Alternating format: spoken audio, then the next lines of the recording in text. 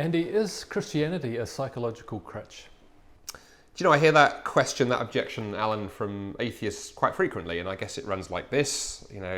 Religion is merely a comfort blanket, a psychological crutch for people who are just too weak to deal with the difficulties of life, and thus Christians believe in God, not because it's true, but because it's comforting, it's soothing to believe there's a beneficent being up there in the sky, that there's life after death, and so on. It's a very kind of sneering way of dismissing religious belief without even looking at it.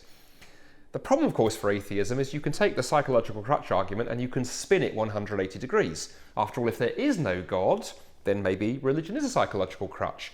But if there is a God, then maybe it's atheism that's the psychological crutch. Maybe my atheist friends are actually profoundly uncomfortable by the idea that they can't live lives of unfettered hedonism, that maybe that after they die they will face the judge of the universe who will hold them to account for their life. And so terrifying that my atheist friends find this, that the best thing they've come up with is to just pretend there isn't a God.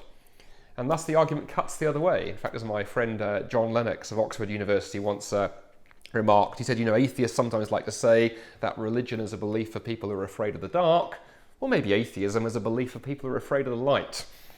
And what that little sort of one-liner gets us to is that psychological arguments don't tell us whether something is true. How I feel about something, how you feel about something, doesn't tell us if it exists. I mean, I love the idea. I find the idea of ice cream extremely engaging. I'm drawn to the belief in strong cappuccinos. I also love the idea of miniature roller skating dragons. But only two of those things actually exist and one doesn't. How I feel about it doesn't tell you which are real and which isn't. And when it comes to atheism and Christianity, I think there's only one good reason to be an atheist, there's only one good reason to be a Christian, and that's if it's actually true. Which brings us out of the realm of psychology and into the realm of evidence. We actually need to examine the evidence.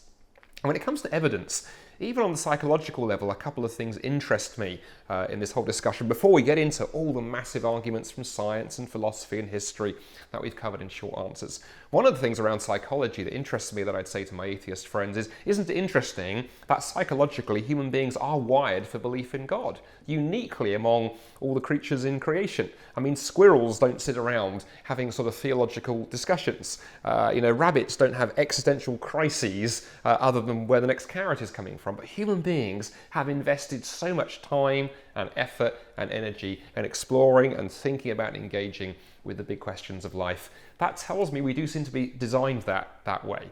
And as the great Christian writer Augustine once put it, he said, it does seem to be the case that our hearts are restless until they find their rest in God. We do seem to be wired for connection with the divine. And that'd be very weird if there was nothing out there to connect to. But the other issue that I think the psychological argument raises for me is the fact that if Christianity were just a psychological crutch, it was just something we designed for ourselves because it was comforting. I don't know about you, I'd have done a much better job, quite frankly, because Christianity is tough. Jesus calls us, he says, take up your cross and follow me. Christianity demands self-sacrifice, laying aside ourselves and putting God first and others first. And if I was designing a religion that suited me, I'd come up with lots of easy rules, like you can lie on Sunday morning, you can eat as much chocolate as you like, you can do what you like, with who you like, whenever you like. I would not have come up with something as radical and as counter to the self as take up your cross and follow me. And so yes, Christianity offers tremendous benefits to us. It offers us forgiveness, it offers us peace with God, it offers us hope and identity and all of those things, but at great personal cost. But of course, the reason Christianity can demand that cost is because Jesus paid that great cost to make all of that possible. But that's not a psychological claim. That claim about Jesus is a historical claim.